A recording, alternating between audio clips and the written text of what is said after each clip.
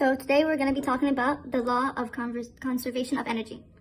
So to begin, we need to know the definitions, and the definitions are: the law of conservation of energy states that the total energy of an isolated system remains constant. It is said to be conserved over time. This law means that energy can neither be created nor destroyed. Rather, it can only be transformed or transferred from one form to another. Potential energy. Potential energy is the stored energy of position possessed by an object. Gravitational energy. Gravitational potential energy is the energy stored in an object as the result of its vertical position or height. Kinetic energy. Kinetic energy is the energy of motion. So here are the formulas. So conservation of energy is potential energy equal kinetic energy equal gravitational potential energy. And the potential energy formula is one half kx squared. Kinetic energy is 1/2 mv squared. Gravitational potential energy is mgh.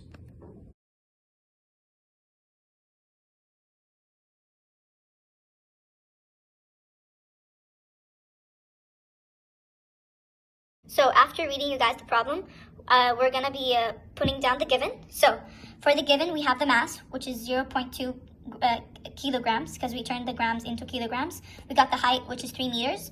We got the delta x, which is 3 centimeters, but we turned it into 0.03 meters because that's the compressed spring. And then we got the gravity, which is 9.8 meters per second squared.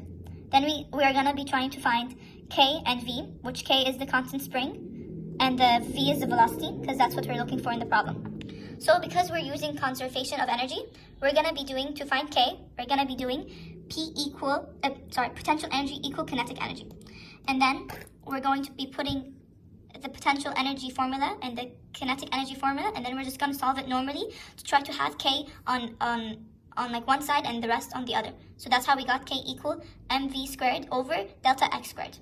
So then when we're coming to velocity, we're going to be doing kinetic energy equal gravitational potential energy. And then we're going to be doing, as just like before, we're going to put the two formulas, and then we're just going to solve it normally and have v on one side alone and then the rest on the other, which is why we got v equal. So after that, we found like the velocity formula and the spring constant formula, we're going to solve it normally. So for the velocity, because we're using v equal square root of 2gh, yes, we're just going to plug it in normally, and then we get the answer, which is 7.668 meters per second. For the spring constant, we do the exact same, and we get k equal mv squared over delta x squared, and we solve it normally as I'm showing right now, and we get 13,066.7 Newton meter. And also I made a diagram to help show like what I mean. So here's the compressed spring, which is 0.03 meters. And then after it's released, we get a height of 3 meters. And we're just trying to solve for the velocity and the spring constant. Thank you for listening.